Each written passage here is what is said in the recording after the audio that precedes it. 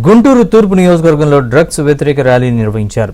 Drugs వద్దు bro అని విద్యార్థులు నినదించారు. ఈ ర్యాలీలో భారీ సంఖ్యలో ప్రజలు పాల్గొన్నారు. ఏపీలో మత్తు పదార్థాల నివారణకు చర్యలు తీసుకుంటున్నామని, డ్రగ్స్ స్మగ్లింగ్ చేస్తున్న వారిపై కఠినంగా వ్యవహరిస్తామని ఈగల్ చీఫ్ ఆర్కే రవికృష్ణ హెచ్చరించారు.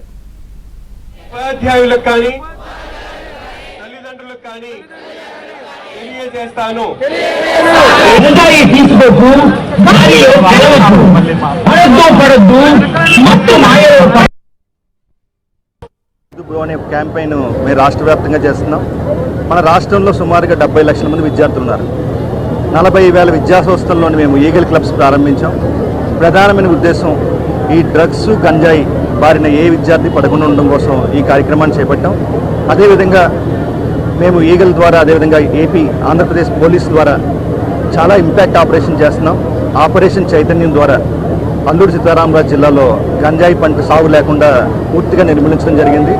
అదేవిధంగా ఆపరేషన్ గరుడ ద్వారా ఓపీఆర్స్ అబ్యూస్ జరగకుండా, అదేవిధంగా ఈగల్ ఆన్ ట్రైన్స్ అని చెప్పేసి ట్రైన్స్లో సరఫరా కాకుండా ఎక్కడెక్కడే ట్రాన్స్పోర్టేషన్ కూడా మేము కంట్రోల్ చేస్తున్నాం.